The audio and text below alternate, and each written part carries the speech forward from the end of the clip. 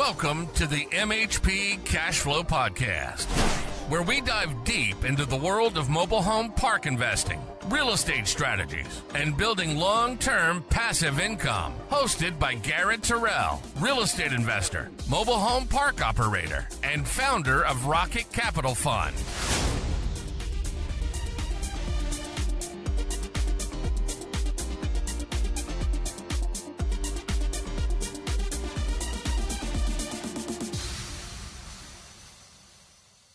All right, everyone. Welcome back to the MHP CashFlow Podcast. I'm your host, Garrett Terrell, and today I have a very special guest on the podcast in Mr. Ryan Groene. Ryan currently owns 1,500 lots across the Midwest and the Southeast, and he's been in the MHP industry since 2017 and has a wealth of knowledge, and I'm excited to chat with him today. Ryan, what's up, man? Thanks for having me on, Garrett. I appreciate it. Hopefully we can get into, kind of owning MHPs. And we were chatting a little bit before the show, and I said 7 years, and you said that's a short amount of time. I said, well, I think in the last 5 years, I think I'm one of the older folks, not age-wise, just been in the business since 2015, quote unquote. So a little bit longer than most people nowadays. So that's awesome. I'm going to apologize for your video viewers. My son is not working for me, so I'm adjusting so I stay out of it. But that is okay. Happy to get started. Yeah, looking good. 2017. I mean, that's when I first got started in the real estate industry on the agent side. So you got started in the MHP or the investing side. How did you start in the industry? How did you get your foot into the door? Yeah, so I actually started. I started back in 2000, and so I got out of college, graduated with a finance degree, read Rich Dad Poor Dad in college, decided that, hey, I want to own businesses or own real estate, got a corporate finance job, looked at flipping mobile homes after kind of going down the rabbit hole of looking at single families, small apartments, car washes, stuff like that. Ended up not flipping a mobile home. I was going to do a live and flip. Stumbled on the mobile home park kind of world. Went to a boot camp. The one back then was Frank and Dave's. It was the only one around. In 2015. And then I just started doing mailers myself. Literally, I owned no other real estate. I didn't buy a single family. My first property with a couple partners was a 75-unit mobile home park in Fayetteville, North Carolina. Nice. That's when deals were that was the golden days of mobile home parks. Literally 75 units, $700K, seller financing. We raise rent, connected to city water, build back stuff, and then you sell it for 4 or 5 times what you bought it for. That was the industry back then, and that's why people got into the business. The business has since changed pretty aggressively. There's been a lot of large time operators that have consolidated the space, and of the stuff that we're still holding, we've since sold some stuff just because it makes sense to sell stuff occasionally to kind of rebalance your portfolio, kind of change your risk profile. So that's how we got into the business. I don't necessarily recommend that if you're not super educated or working in the business. See, I also was working in the business in a small time capacity as I was working for an operator out of Ohio, kind of help run their operations. Just happened organically. We were looking at potentially partnering on a couple deals. They said they needed some help running parks when I lived in Cleveland. And then, so I jumped on board, helped them. So I had my hands in the business before I actually owned in the business. Simultaneously, I actually started from the bottom. I made my own databases. I sent my own letters. I answered all the calls. I wrote my own deals. And then I managed my own parks for a while. We still manage our own parks, but I'm not I've been the full-time manager. I've collected rent. I've evicted people, sold homes. You have to do that in the beginning if you're going to scale a business, or you have to have at least enough education to understand hey, or you got to have some background in the business before you get into it. I think too many people go out and they try to buy 10 parks without even understand what a tenant-owned home versus a park-owned home is, and just understanding the basic fundamentals of real estate, right? Because they still apply to mobile home parks, and if you don't understand the basics, you're not going to be able to operate these things because these people will take advantage of you, and it can be tough to operate a park. I mean, it's not just mailbox money, raise the rents, and go sit on the beach. I mean, it is a business and a people business. Unless you're handing it off to a third-party property manager, you're not really doing asset management. Most of the time, you're doing your own management or management of managers, right? So, Yeah. but anyways, I got into the business for all the reasons that people love parks, and hopefully that'll continue. Yeah, so you really started from the ground up and built what you have, and it sounds like you had a maybe a couple partners on your first park. I mean, for 75 units for 700,000, I mean that's under 10K a pad. I mean that's definitely the golden days, right? Like that deal's probably worth 3.5, 4 million now, or maybe when you sold it, right? Because Fayetteville's a good market. It was back then. It was Fayetteville. Sorry, it cut out? Did you ask me a question? Oh, no, you're good. Okay, I was just gonna say that Fayetteville was kind of entering into the kind of hockey swing. It was back then people didn't desire that market. It was like, hey, it's got Fort Bragg, and that's about it. It's a rough town, but now it's got. I think the lot run when we bought the park was like 225, and then when we sold it, it was close to 300. We sold it in 2021, so that was even a few years ago. So we owned it for like 3-4 years because really why we sold it was we were going to refinance into agency debt, which is Fannie Mae and Freddie Mac, non-recourse.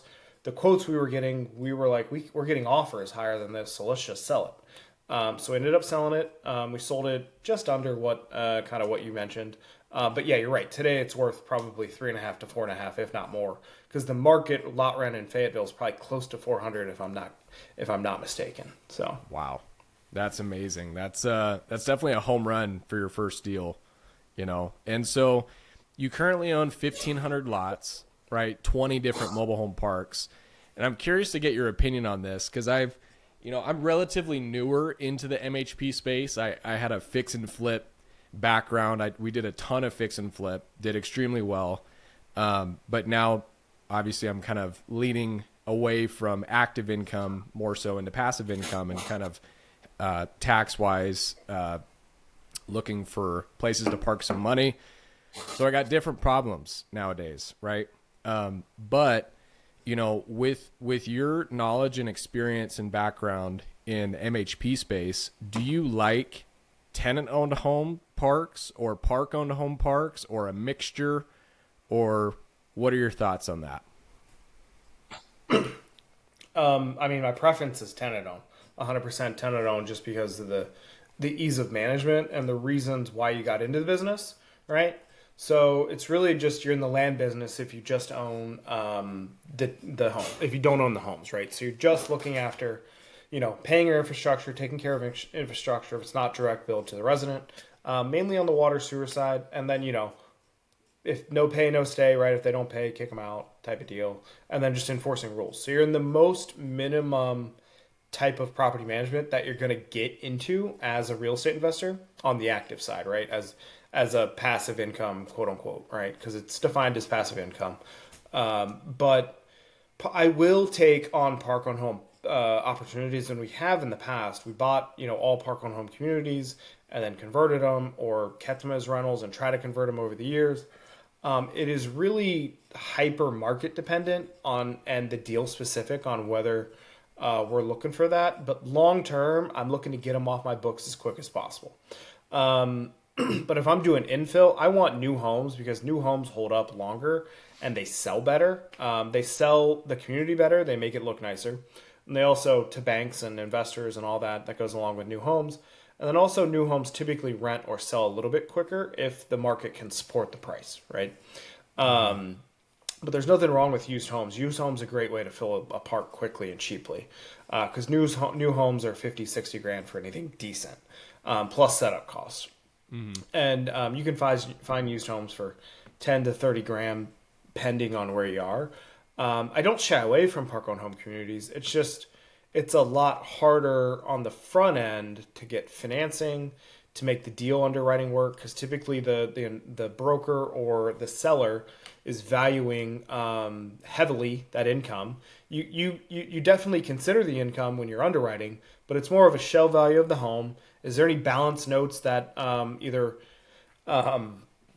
either the mobile home tenants have, right, if it's a rent to own. Because even if it's a rent to own, technically the park still owns it because they have that note that they've created, Right. or not even a note, mainly just, the contract that they have because they still have title, right?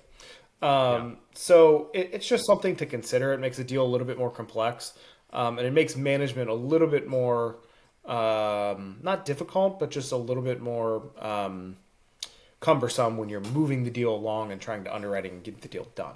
You're not going to call if you got 100 park owned if you got 100 homes and 95% of them are park owned homes from the 1960s, and you're wanting 50,000 a lot, unless you're in like a major market where lot rents are $500-$600, you're probably not going to get that, because those homes are really worth almost nothing, and they're super hard to insure nowadays.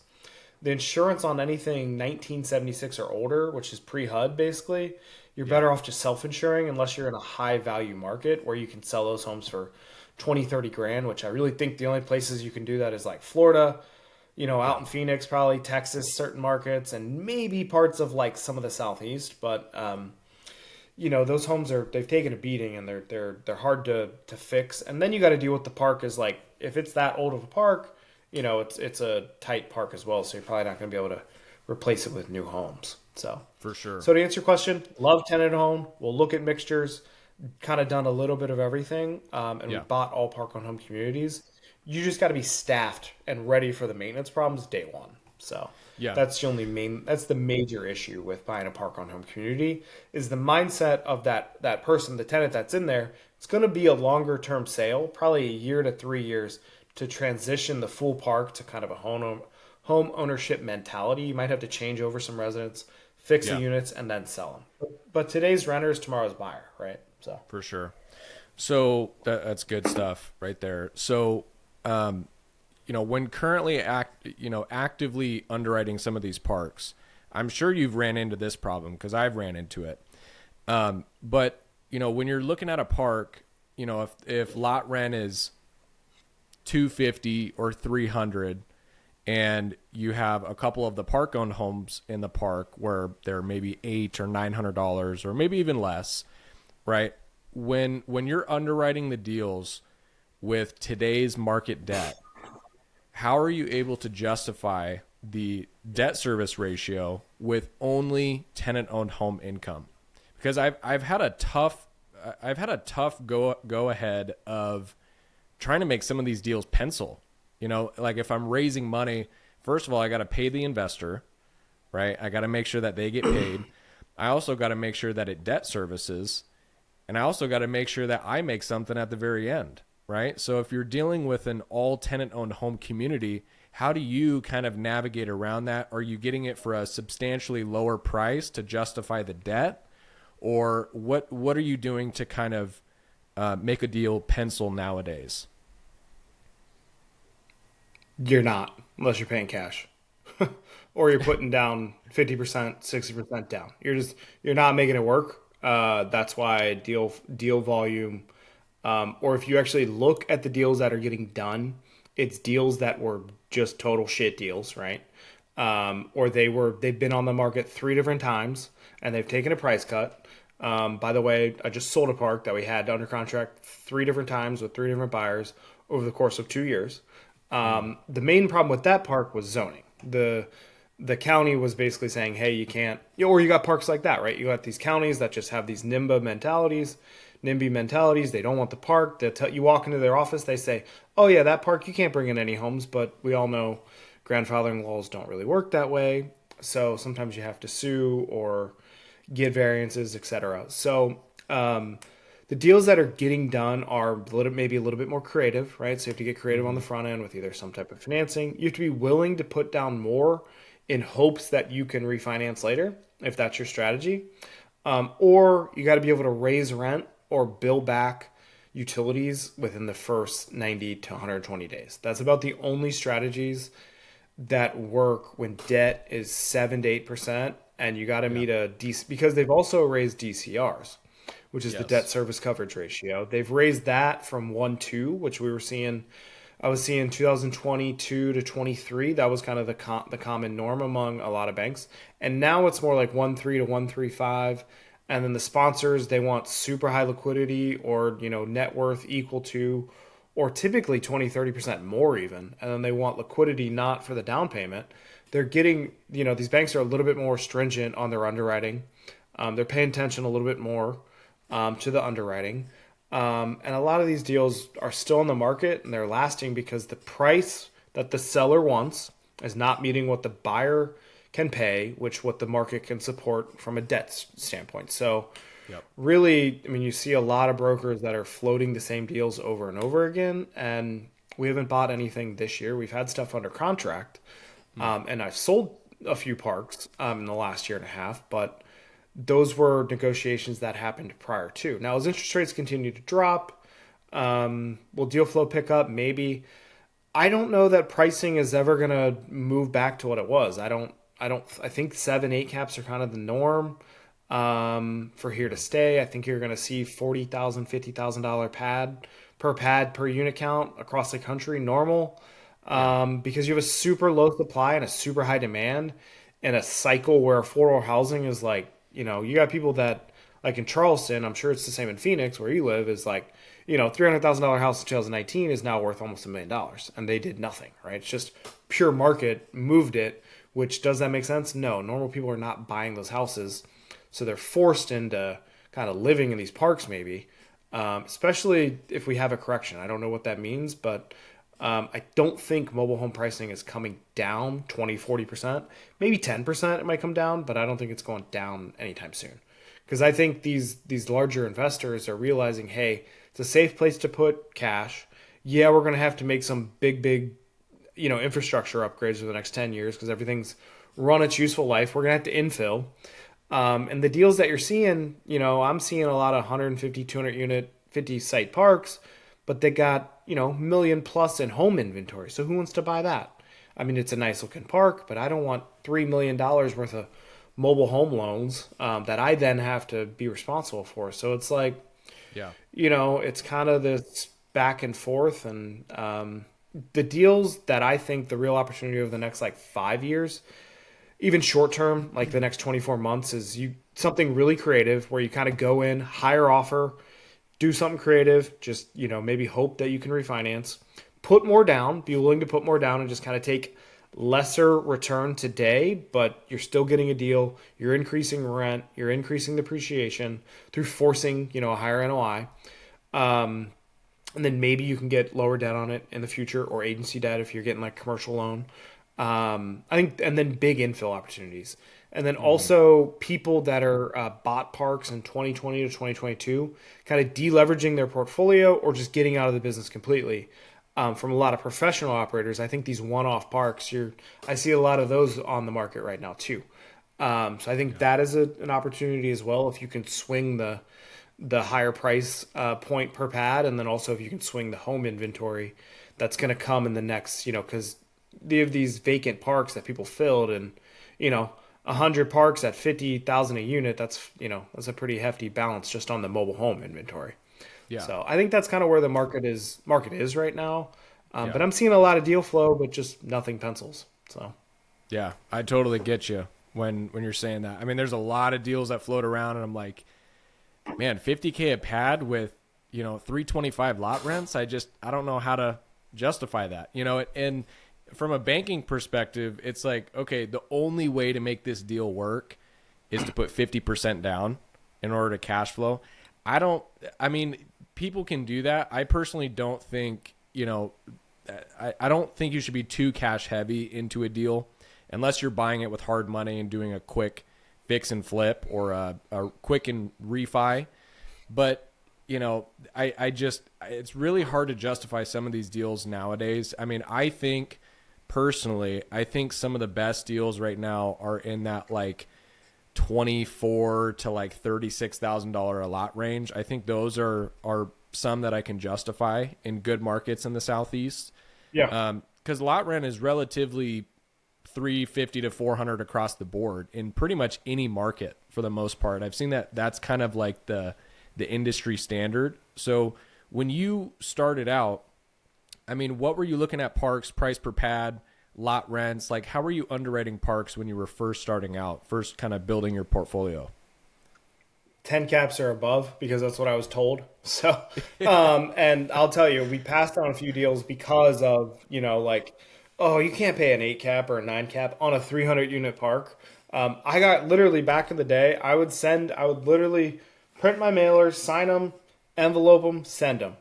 I'd send 100 mailers. I would get like 10 calls. I remember to this day, I got this call in like 2016. I was like 26, from this 300 Class A park in Indianapolis. Guy calls me, hey, and emails me. I'll never sell.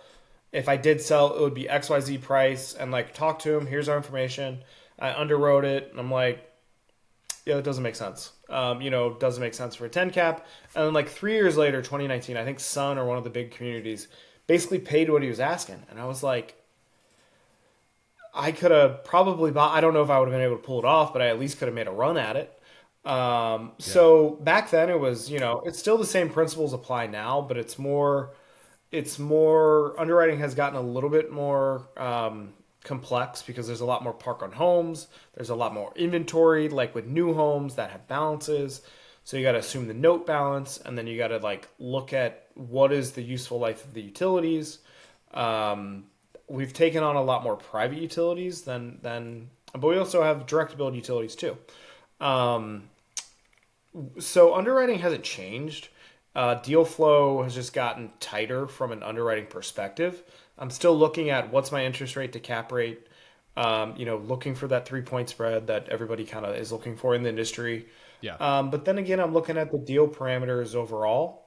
I'm more inclined to make a creative deal via some type of seller financing, master lease, or even do like a traditional deal, right? Where you're going putting 20, 30% down. But I'm not as afraid to raise rent more aggressively than when I was in the beginning. Reason being is a lot of larger operators and a lot of operators have pushed that rent pretty aggressively to where the market can now support it. Back when I started, like if you pushed it $50, that was a lot. Nowadays, that's kind of standard. If you're not, and some people are pushing it a few $100s, which I think is aggressive. Yeah. I always look at it this way. I don't want to be in the news. I don't want a lawsuit from my tenants, and I don't want a, kind of a rent strike, because it does happen and it can happen. I'm not saying don't raise rent. I'm just saying justify your rent increase, whether that's, they're going to hate you whether you raise it $10 or $100. I'm not saying raise it $100. I'm saying make it reasonable. Give back to the park. If the park needs new sewer lines and you're trying to and there's sewage everywhere and you're raising it $200, you bought a bad deal unless you have the money to fix the sewer lines. That's just the way it is. We've all been there. Sometimes you overpay for a deal. I've overpaid for deals. Sometimes they work, sometimes they don't. When you're in a low interest rate environment where we had cheap debt, sometimes deals make sense then, but definitely now they don't make sense. We're looking at it, we're like, we could be underwater if we don't hold out the next 3 years. That can happen. A lot of times that's not going to happen in mobile home parks unless you're overpaying on not the fundamentals, meaning lot rent and your operating expenses, and you have a ton of CapEx that needs to be done unexpectedly, or you bought it with some floating rate debt, or you overpaid for the park on homes, right? That's about the only time you're really going to suffer from a value perspective. Because mobile home parks are kind of the asset that holds true, right? And I think the value is going to continue to go up. I think there might be a little drop, maybe the next year. I mean, we've seen it a little bit, right? We've backed down prices, or prices have come down a little bit on some deals, right? We see price cuts, but I think they're going to continue to hold kind of the value like they were. So, oh, I totally agree. I mean, that's why I got into the industry a year ago. Is I didn't really know anything about it before. Like I started in real estate in late 2017, but I was just doing single family. Kind of just the easy barrier to entry type thing. But I'm kicking myself right now because I wish I would have bought mobile home parks back then. So I would have been a lot more ahead than where I am right now. Very, very thankful for the experience in the fix and flip world and single family. I learned a lot of stuff. But investors like me kind of coming into the industry, they're looking for stability. because I was stuck with smaller to medium-sized multifamily, a lot of turnover, very expensive, no cash flow, high equity, but just high risk as well. And so I was like, man, I got to look for some stability, got to look for some cash flow. And I like the economies of scale aspect to it, because it kind of has a multifamily feel to it, but it's a little bit easier to operate than multifamily. And like you said, with the rent raises, I totally agree with, the market supporting a higher rent now, because you think about it, the gas is more expensive. Your taxes are more expensive. Your utility bills are more expensive. You got all these things that are more expensive now than they were 2, 3, 4 years ago. It would only make sense that your rent or your lot rent or your park-owned home rent is going to follow that path, right? And so, obviously it's tough if you make a $200 rent increase. You're not going to get some happy people, but a $25 to $50 rent increase doesn't seem too far out of the equation, right? What are your thoughts on that? And that's once you get past, yeah, exactly. I think that's kind of those are justifiable increases because a lot of states are catching up with property taxes, right? I've been hit with bills where I'm like, what the assessment went to what? And we're like, we didn't do anything. We just bought it. And so it's like, you got to deal with that, right? And then you also have bonus depreciation going away. So a lot of people's tax returns are kind of starting to go positive. And then that's also why kind of deal flow slowed up too, I think. And then you have not taxes, but insurance costs have gone up. Everything's gone up, right? More than, a 20%, $25 increase, right? Now, unless your rent's like $100, yeah, that's a 25% increase. But I think mobile home parks, now there will be a breaking point, right? How far can you push it where it becomes unaffordable, right? So I think we're testing that in the next 3-4 years. I think you'll get to that in certain markets. Some people will be like, well, I can reset the lot rent to $600 and the market is $400, right? You may be able to get that in the interim, but long term, those kind of kinks work themselves out a lot of times, and you'll just have no demand unless you're in like the premium area of that town and you have like the best park in town, right? Yeah. Even then, I've never been one where I want to be at the top of the market pushing rent. I always kind of want to be a little bit above the middle, but I don't want to be so far behind that I need to then triple it over the next 2 years, right? So yeah, I totally agree. Yeah, that's really good stuff. So now let's talk about, kind of operations, right? Because it seems like you're not just buying these, dishing it off to third-party management saying, hey, wish you the best of luck, like make me money. You're actually in there, doing the work, doing a lot of the operations and managing these, like what you said with your previous communities. So, for converting, because again, I think a lot of the value add in these deals, I think where you can really make a good equity gain in a property is by converting these park-owned homes to tenant-owned homes. What is your process, or what are some of your non-negotiables in the management process for converting park-owned home to tenant-owned? How do you manage that? How do you make it go smoothly? What's been your success with that? So it's never smooth. And I would not recommend for a conversion park, depending on the threshold of percentage of park-owned home versus tenant-owned, not handing it off to a third party unless you literally don't care and you just have to place cash and you're just like, hey, take it. They're not going to sell units because they're making money off of the gross revenue, right? So they do not care. They want the gross revenue as high as possible because they're making the most money. So with that assumption aside, kind of our process or my process is we don't have one. And when I say we don't have one, I mean that in a kind of you throw it at the wall and see what sticks, because that is really the only clear way to do the park-owned home conversion. Because it is such a case-by-case basis that you can't apply a blanket strategy. You can try, but it's not going to work, because you may have a tenant that's 90 years old and she's been renting it for 20 years. What the heck does that person want to own a home for?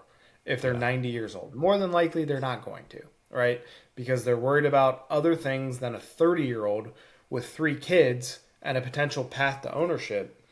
There's a few ways that we do it in our kind of case-by-case scenario. So first off, it's kind of, we're assessing what's the park-owned home rent versus the lot rent. So assuming the park-owned home rent is not 3 times or higher than the market lot rent, we're then looking at how do we get this. It's got to be a financial and economic, basically a big decision for that person in order to see that path to home ownership, right? And not everybody's meant to be a homeowner, and you don't want everybody to be a homeowner, because in most states it's actually easier to evict a park-owned home resident than it is a tenant-owned home, because then when you have a tenant-owned home and you go to evict them, you have a title issue, right? If you can't have the title, you can't control the home. Now that's a whole gray area I'm not going to get into about that, but anyways. So kind of the park-owned home conversion is, let's say lot rent in the market's $300, and you're renting these homes for $1,000. And they're newer homes, 2010 and newer, right? You actually, and you don't have a balance on the homes. Let's just say you own them free and clear, and you got 10 of them. You might be better off renting those if you've overpaid for the park a little bit, to where like the lot rent, and you put a little bit higher value per lot than what the let's say you paid $50,000 a lot, and your lot rent's $300. Really, that lot's worth about $30,000 in the market, right? If numbers work out. You might be better off keeping that cash flow for a year or two on those homes, because your spread is probably going to be pretty decent. Management's going to be a nightmare, and you're going to have higher turnover, but you are going to make more money on the rentals. Let's just get that out there. Make more money in rentals normally. It's more and more of a management nightmare, but the cash flow per unit can be greater. So the conversion's got to be pure economic, right? It's got to be, if it's not that scenario, which if it is, you then basically tell them, hey, do you want to own the home? If so, here are the terms. If not, just continue to rent it. And you're not ever the only way to force that person is to basically non-renew them or raise their rent so high that they're basically forced into owning the home. So that kind of leads me to my next scenario. Let's say the market lot rent's $300, or the lot rent in the park's $300, market's $300. They're renting the homes for $500. That is an easy conversion normally, because you're going to tell them, hey, I'm pushing park on home rent to $1,000 on renewal, or you can own the home and your lot rent's $350. So you can reset the lot rent in the park to a little bit higher, and then they're saving $150 a month, right, by home ownership. Now you got to sell the home at maybe a discount, or if it's an older home, you could sell it to them for like $1,500, $2,500. You don't want an old home more than 5 years. They're going to default. It's just go look at the numbers. The default numbers are there past 5 years. It's like an auto loan. It's like a buy here, pay here car lot. You want to get those off the books quick as possible at the highest price, right? And sometimes you got to just sell it for what you got in it on these things, because it's going to cost you more money the longer you own it on the older ones. So that is another strategy. Basically, you go in, you create an economic burden to where you're going to raise the rent more than what they're going to potentially save, right? So if they can save $150, but you're going to increase their rent $400, they're more than likely, if they're a good resident and you want them in the park, that is probably, half the time it's going to work.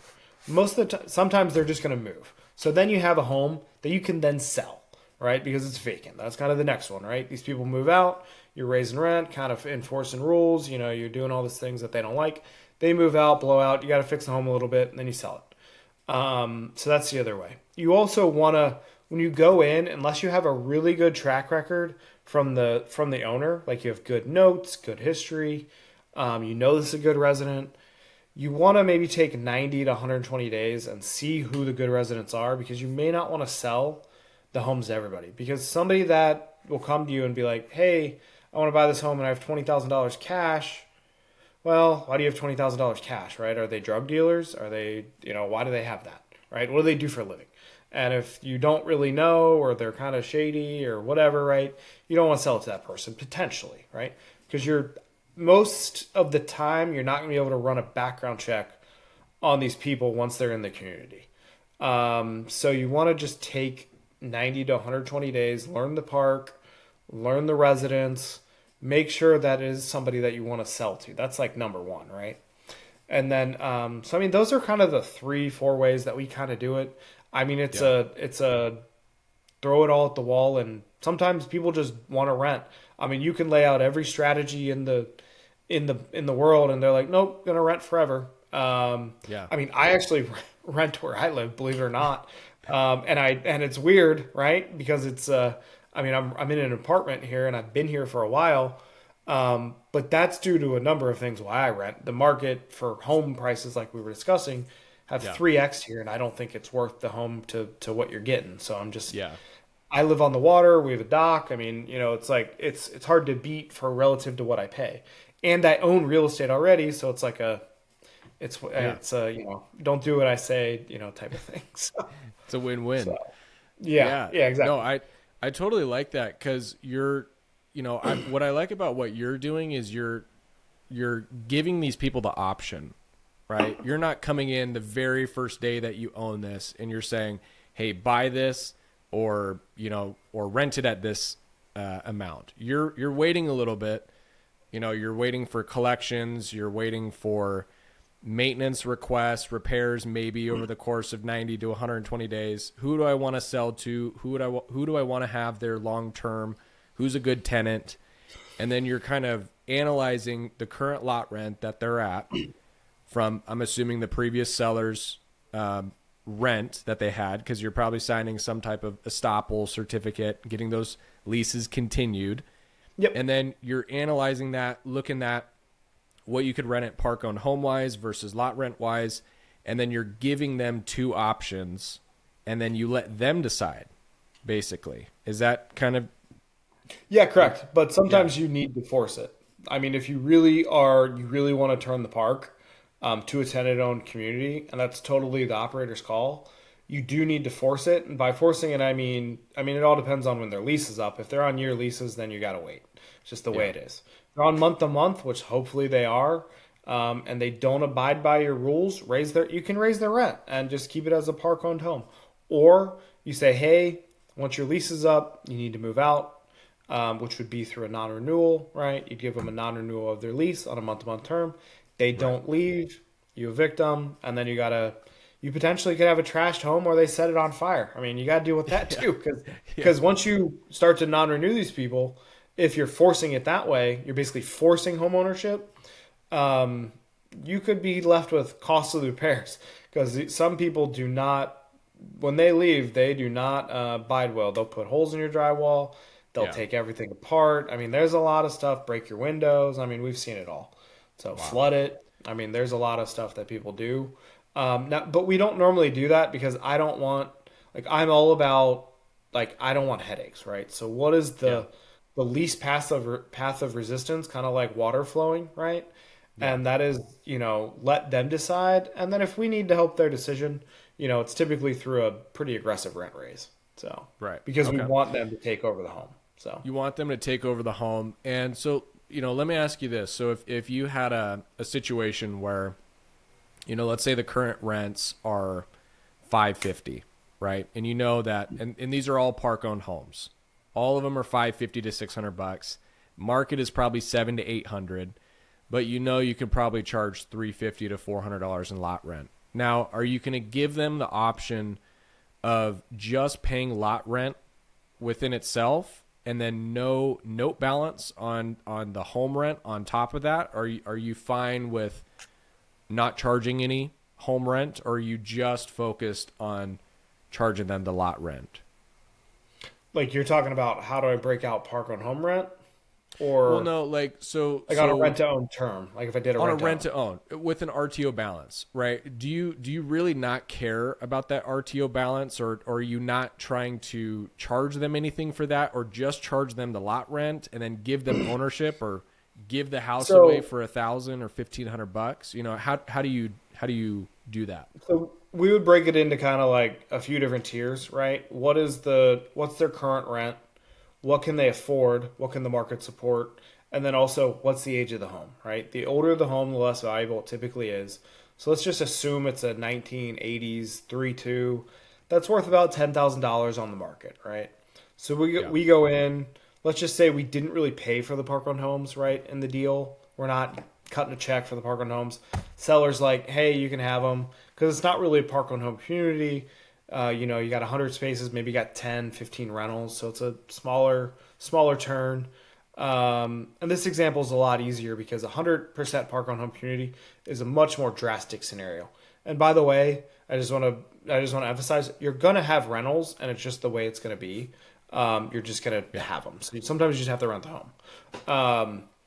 So anyways, let's assume $10,000, 1980 home, right? So it's really not worth that much. Probably not going to move. The rent, like you said, is $550. If they can afford $550 and they're like, we'll take it, I might sell the home to them for like $6-7 grand, right? Hey, it's worth 10. I'll sell it to you for 6. Keep your same rent amount, but we will apply. Yeah. So here's what we'll do. We apply the $350 to lot rent. We create, a couple different documents. We'll have the lot rent, lot lease agreement. We'll have the either rent to own or lease option or rent credit or home installment agreement. That's like kind of your separate agreement. That would be the $200, right? In this example. And then that balance, we don't charge interest. I don't do any interest because it's just not worth tracking to me. If you have thousands of homes, yes, it's worth it. I don't have that many, so we don't do it. We just do like straight $6,000 divided by $250 as quick as you can pay it off.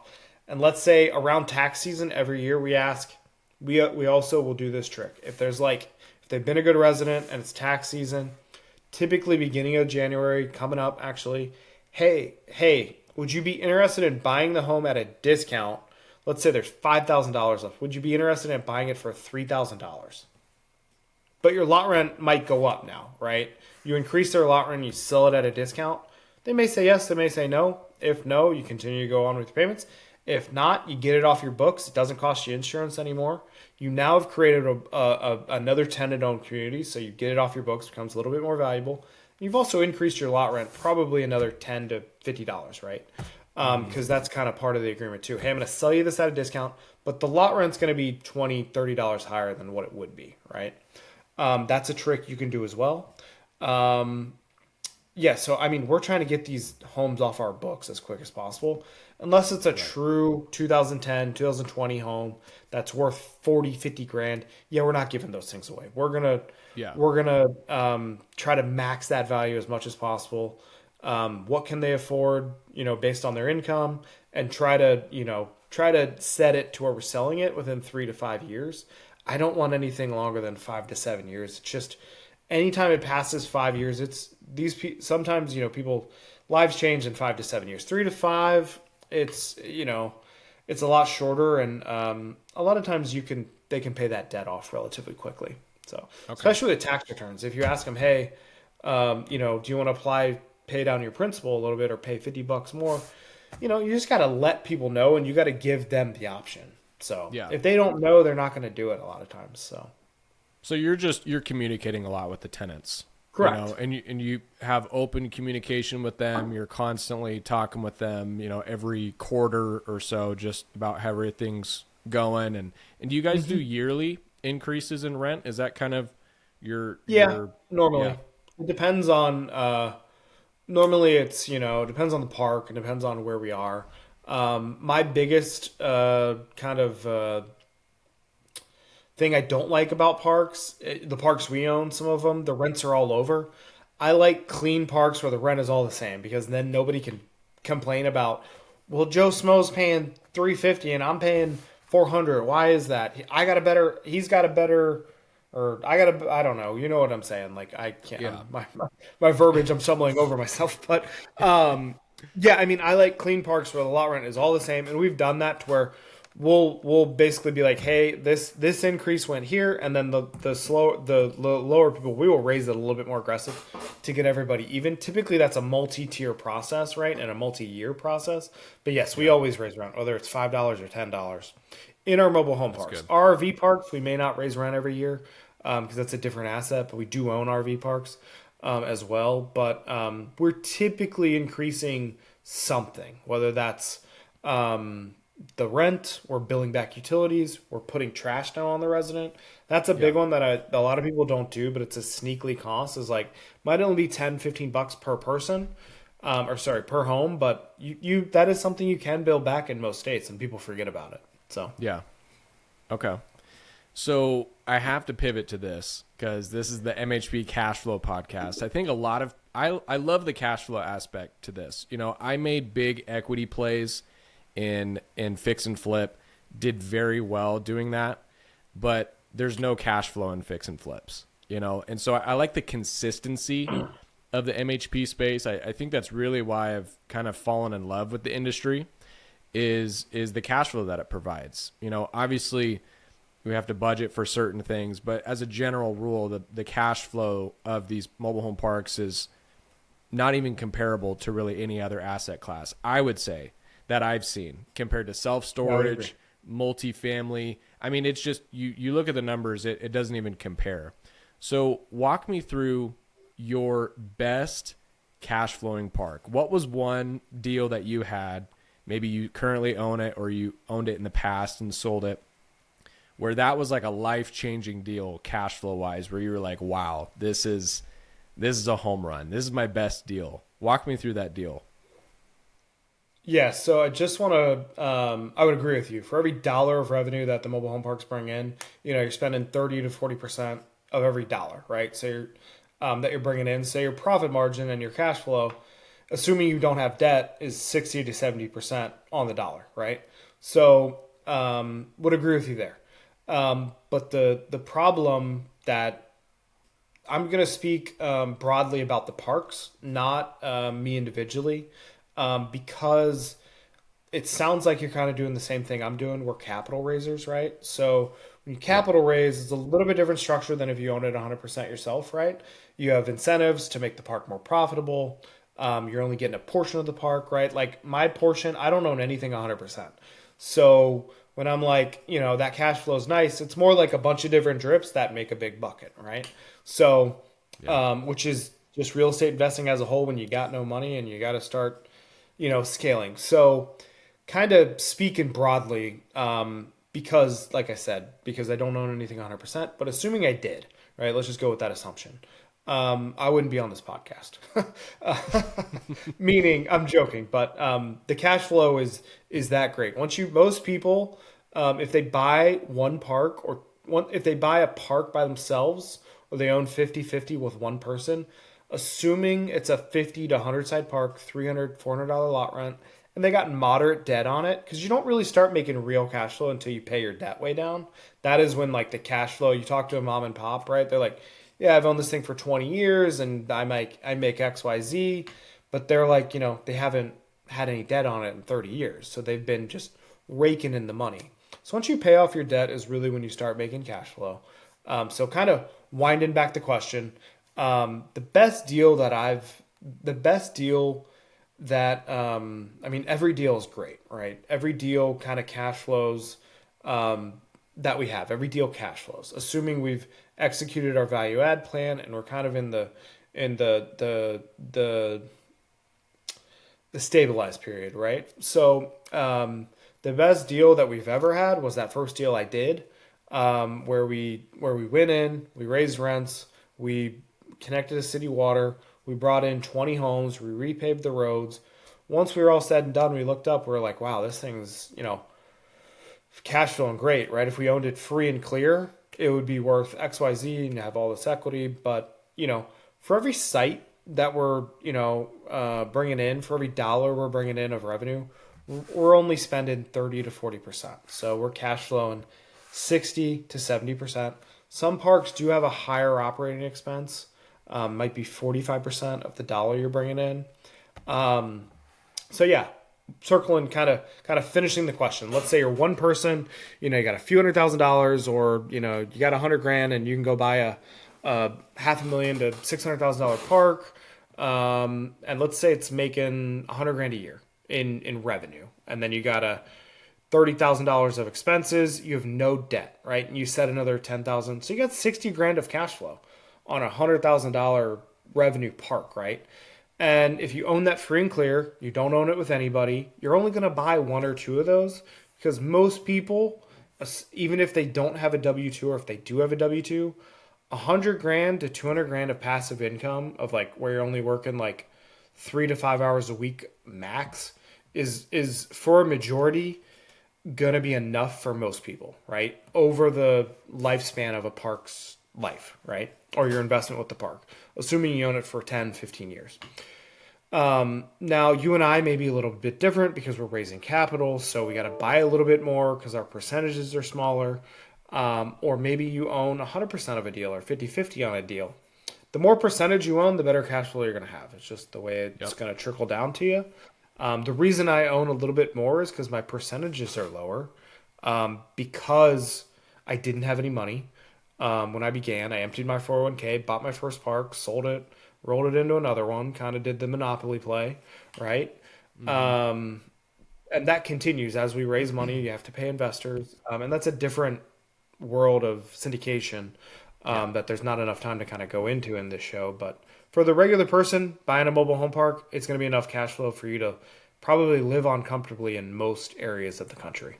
So, yeah, no, for sure. And you know, just like you said, you're at a different spot now than you were in 2017. You know what I mean? Because you're looking at more so equity play deals. You're not necessarily looking for another park that's going to cash flow you $2,000 a month. That's not really your problems that you're dealing with. Well, I am. Now. Well, of course you are, but you know, exactly. Nobody's going I know to, you mean. you know, nobody in their first year in the business, you know, they're not going to go buy a $500,000 park cash. You know what I mean? They're probably going to use debt for it. They're probably going to use some type of local bank, maybe a hard money lender, buy it, value at it, and then refi out of it. Right. And so you kind of had a different idea about that. So how many partners do you have in some of your deals? You know, do you like having a lot of partners? Like, do you like having a lot of chefs in the kitchen, or do you kind of like to keep it lean and mean? You know, what's kind of your strategy behind that? So any deal we go into, if let's say my first like 10 deals were all joint ventures, right? So it was like me, you, maybe you had the money, I had the deal, and I had a little bit of money, we would operate it. It's very clear cut, like, hey, we're operating the park. We have all the say in the operations. If you want to talk about it, we can get on a call, discuss it. But that's kind of, we're doing it with our systems. We'll pay all the bills. And my first deals, I was actually after more equity and building my net worth. So I did a little bit of the inverse. I was after like, hey, I was achieving, I wanted to reach a certain number of pads to have this number of net worth. And so I didn't charge like management fees up front. Like, so I was eating a lot of the cost to have the platforms of the property management softwares and accounting that goes with it, all the back office stuff that costs money. And that's why people charge fees, because it costs money to run parks. Not a ton, but it's still something. So I was after building my net worth.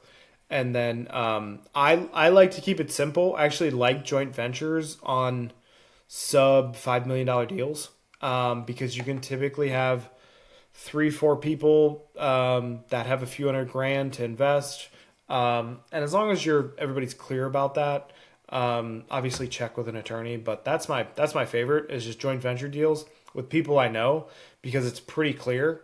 And then when you're raising money, that's a completely different strategy. It's a completely different conversation, and it's a completely different way to approach the park, right? Because you have certain metrics that you have to adhere to. You have certain fiduciary responsibilities. I'd like to keep it simple. The end goal for me is to eventually, like, we want to get, off of all these recourse loans, whether it's refining into one non-recourse debt, because you're going to have to take on personal guarantees under $5 million in the space. You're just going to have to, unless you're getting all seller financing or you're paying cash.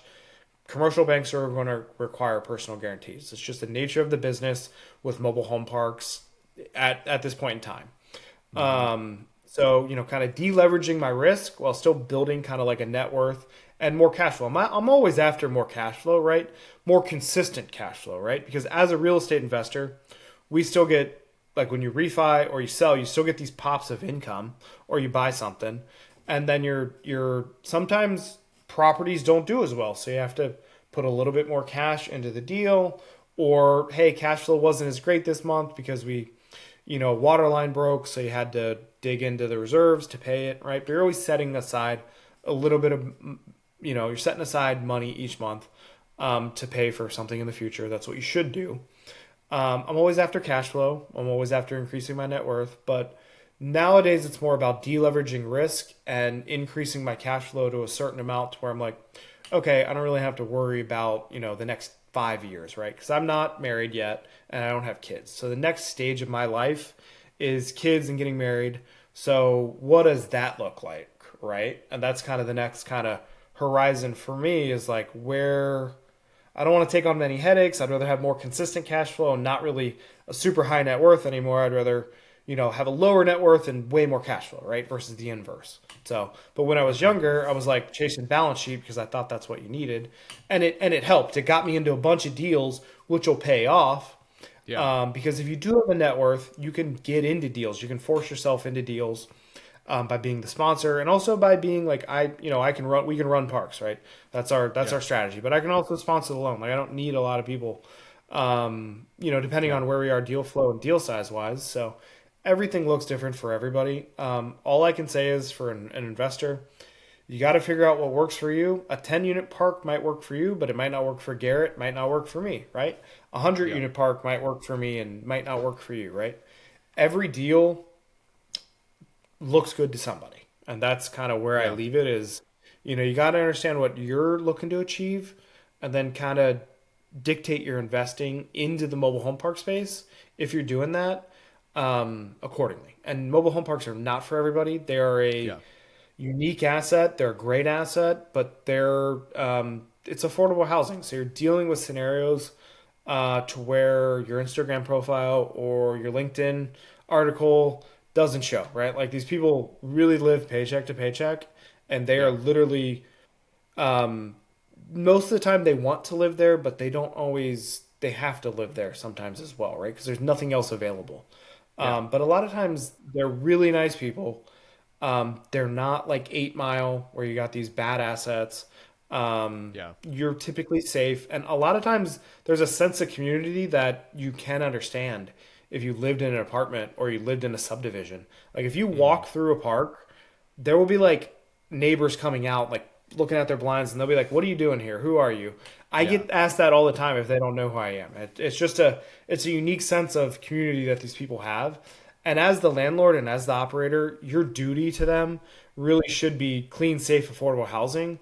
And you have to raise rent, and you do have to do that in order to provide that. So that's kind of my MO for like the next 5 years is trying to just provide more of that and keep these things around, because they are getting destroyed.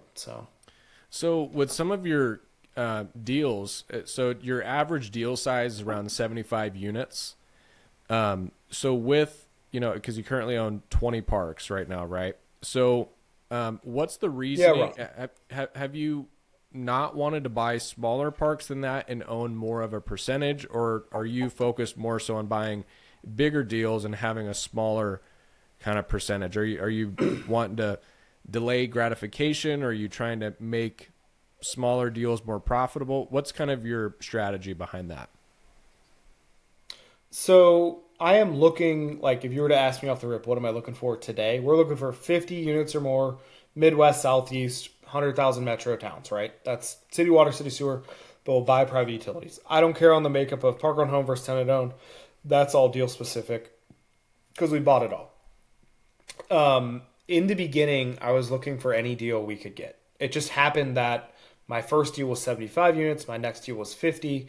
My next was 37 or 39. And then, I kind of went through a partnership, we had a little bit of the guys that I was buying parks with in the beginning.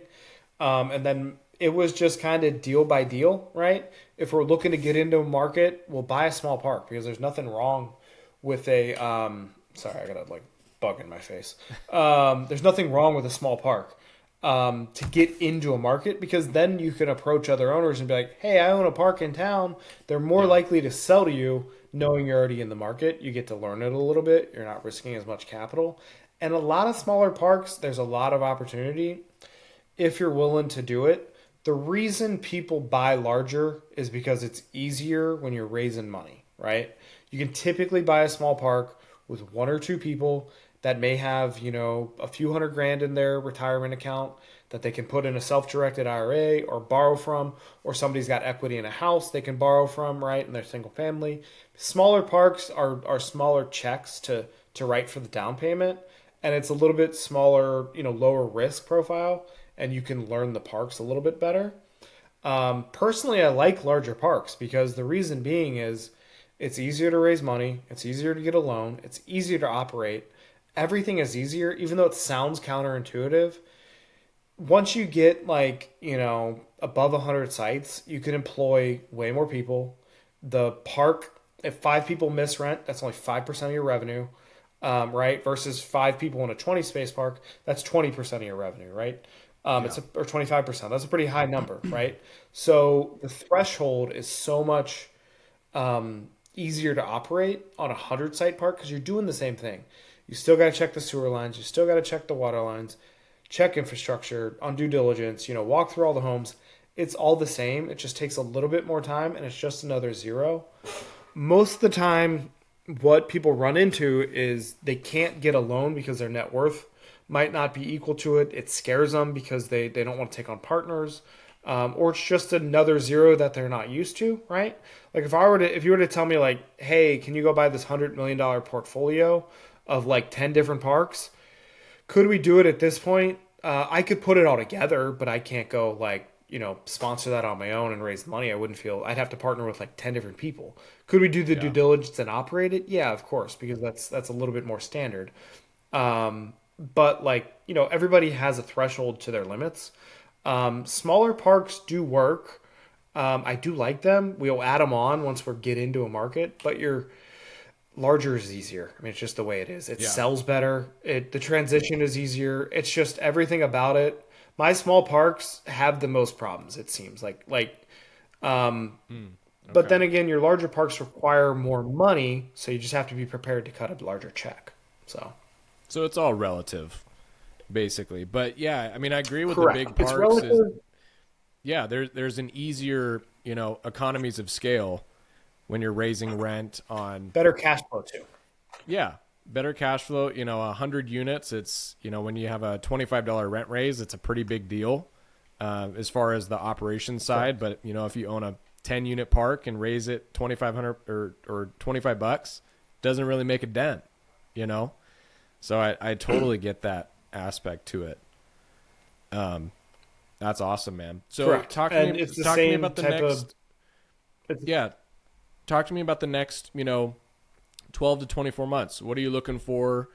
What do you have under contract right now? What's your game plan? How are you navigating the higher interest rates? What's your game plan right now? So we kind of in 2021 2021 to 2023 we bought 7 RV parks. So I kind of mentioned that already. So the next kind of like 12 to 24 months is kind of, for us is we have one turnaround left, in our portfolio. We're kind of on this kind of like stabilized where we might infill a few units here and there, but like we don't have any huge vacancies. We don't have any huge rent raises left. I mean, we've done a lot of the work kind of up front on a few parks. We have a few left that we need to turn around. It's kind of deleveraging our risk, right? Getting off some assets that maybe not be producers, because we bought a lot quickly. So getting off of those, cleaning up our operations continually, rebalancing our portfolio from like a loan perspective if we have something due, maybe refinancing or thinking about selling them, or refinancing a few, like can we put a blanket loan on them to get agency? Like, is that a possibility? Getting off of some of these recourse loans, right? I'm trying to deleverage my personal risk, right? Over the next like 24 months.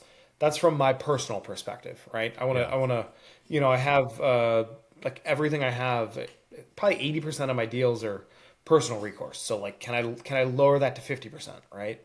On deals I don't like or we don't feel confident about, like maybe we just sell it and, we were planning on making money.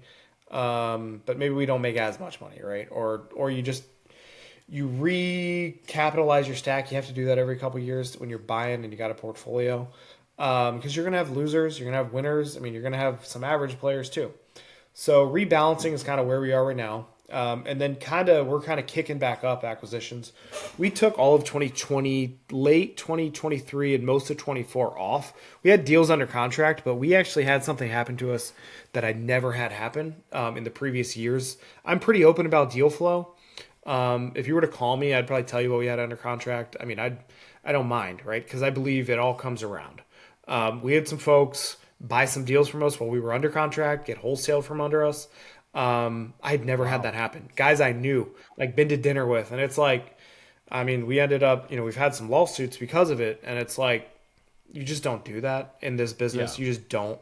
Like, I will, once we get off air, I'll gladly tell you. I don't care. I'm open about it. I mean, it is what it is. So, because you just don't do that. That's not how you do business. Everybody knows that. It's not single family, right? Everybody knows everybody here.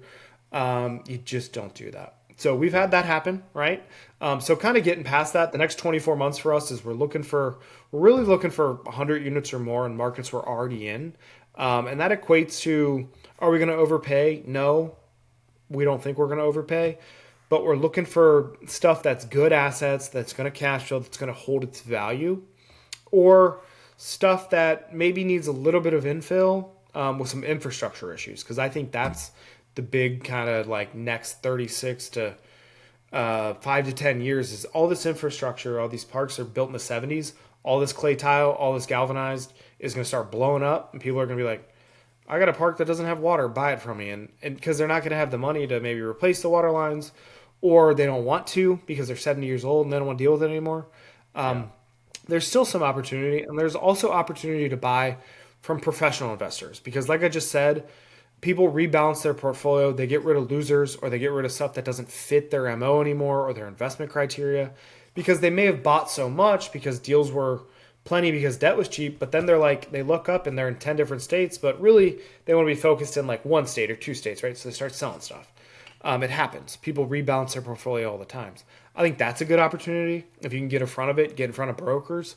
We're looking for, Kentucky, Tennessee, Ohio. That's like our main stay. And then I also am looking for like Iowa and Missouri. We kind of like those states. And we're also in the Carolinas as well. That's kind of where we are.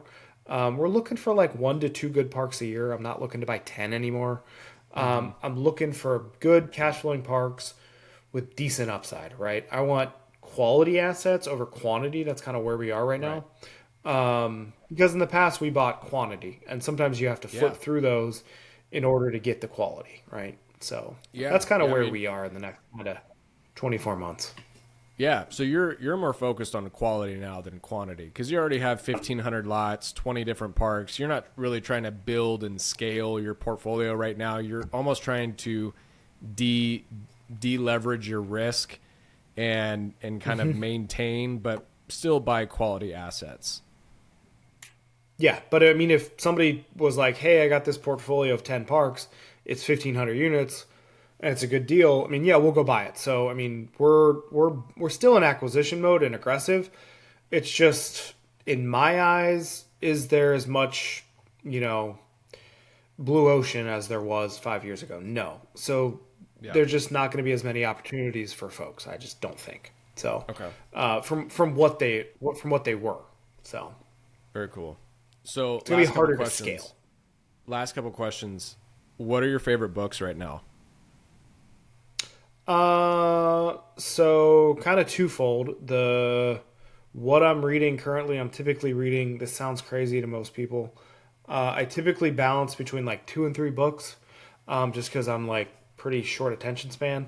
Normally it's like an autobiography or biography, maybe a nonfiction about history, and then probably a business book, right? So I think what did I just finish? Hold on, let me like pull it up. So I'm reading right now. I'm like really into fly fishing right now. So I read been reading a bunch of fishing books. And then my like favorite real estate books, I typically just keep them right here. Yeah. Sam Zell's is like, Am I Being Too Subtle? Great business book. Some other books like business books is Traction if you're into that. And then there's all kinds of different books. I got Warren Buffett's essays here. I got Frank and Dave's book. I got a bunch of trailer park books. The Man Who Bought the Waldorf. That is actually an unknown book. It's about Hilton. If you can find a hard copy, it's a great book on Hilton's history, on how he got started. He was a wheeler dealer, kind of knew what he wanted, and kind of started building hotels without anybody. He was like the first kind of brand of owning hotels. Sam Walton's book, that's a great book. And then some business books that I just recently finished was, I'm reading like Super Communicators right now. And then those are kind of always my MO. A lot of good ones. I'll have to write I'm those always down. kind of 2 or 3. Yeah, 2 typically like Audible, like when I'm working out or in the car. And then 1 like hard copy book typically that I'll read just in like downtime. It ebbs and flows. If I don't like it, I put it down. I quit listening to it. I used to kind of brush through it, but I just kind of quit. I come back to books. Like 1 book, it took me like 5 years to read. But I do like business books. They kind of all say the same thing at the end of the day. Very but it's true. more about just repetitive nature of hearing it. Yeah. Awesome. I mean, that's it. I know that was a convoluted answer list. all over the place, but my favorite books are definitely Am I Being Too Subtle? Who Bought, the Sam Walton's autobiography, and then like The Man Who Bought the Waldorf, which is about how Conrad Hilton bought the Waldorf Astoria in New York. How it all led up to it. So Wow. Very cool. Yeah, that's a good list. I mean, you jotted down 7, 8, 9, 10 books there, so that's a good list. Yeah. That's awesome. So you're in Charleston. I have to ask you this. Do you watch Southern Charm? Yeah, I've seen it. Yeah, I've seen them all. So I hate to admit that, but yeah, even though I live here and I've lived here, like we've been out while they've been filming. We've met, most of them. That's awesome. Yeah, it's a small town. So Yeah, but I've actually heard that it is not. It is. So it's like everybody goes to the same places, and those people on that show, I don't know how old you are, but they're older than me. So which is weird. They're a lot older than me. But yeah, I had never even heard about Charleston until that show came out. I'm like, Charleston, South Carolina? What is that? But apparently it's a great MSA. Very high, expensive, very well-to-do area right on the coast. But, me being originally from Washington and then Phoenix, Arizona, don't really know too much about the East Coast. But it seems like it's a great spot. Do you enjoy living there? Yeah. So Charleston as a whole, I'm like on this whole Charleston historian kick right now. So I've been reading a bunch of books about that. Charleston is the #1 destination city in America as far as like tourism, believe it or not. So it's a huge tourist city, and the food here is very comparable to like New York City or LA or Vegas, right? I've never had a bad meal, and any restaurant that's not good, it people don't go to. So, it's good weather. I mean, you do have hurricanes and potential earthquakes, and it's got a huge historical dynamic to it. But yeah, it's grown like crazy. I mean, it is on the coast, so it is a port city, tourism, so lots of traffic. Things are pricey.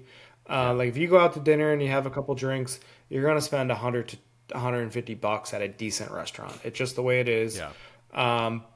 But I mean, we have a list of restaurants I can't even get to. So, because there's so many of them. I love living here. I'm from Ohio, so it's like they used to have a saying like "go back to ohio.com." There was a website. I tried to buy the website. I think it's since ceased, but I was going to buy their domain and like tell people to go back because I don't want people moving here because it is a secret that definitely got out because the housing prices here, the run up is very comparable to California. I mean, the average home price where I live is, as a whole in Charleston, I think is like 500,000 median, but like in the best parts of town is well over $1 million. So, that's like for a 2,500 square foot ranch. Like it's like not even $1 million home, much. Or what you're traditionally thinking. Exactly. So, wow, that's awesome, man. Well, very cool. So if people out there are listening to this, they want to get in touch with you, how can they do that? Where can they find you? Yeah, so I'm on all the social media platforms, Facebook, Twitter, Instagram, LinkedIn, just under my, name, Ryan, last name Groene, Groene. You can plug my email in the show notes if you want to. I don't mind it. They can find me, message me. I typically respond. I'm happy to have a, first time phone call with people. Once it gets past that, it's, unless you've got a good deal. I mean, that's, it's tough to, I don't mind talking deal flow. I don't mind talking deals and helping people, but there comes a time versus that type of thing. So, For sure. But always happy to help. There's plenty of free resources in the mobile home park space. All I can say is really small business, treat people the way you want to be treated, do the right thing. Don't be afraid to pay people, pay a broker, pay a wholesaler. Honestly, that's how I did a bunch of deals and still do. And it's worth it a lot of times, but you got to pay to play, and that's just the way it is. So, yeah. Awesome, man. Great stuff. Well, thank you, man, for hopping on the podcast. I really enjoyed it. So everybody out there, thank you for listening. Make sure to like and subscribe and leave a review on Spotify. And if you're an investor out there and you want to park some capital in mobile home parks, go to rocketcapital.fund and create a profile, and we will have a conversation and see what I can do to help you achieve your goals. So that is it for this episode number 6, everybody. Thanks for hopping on. We will see you in the next episode.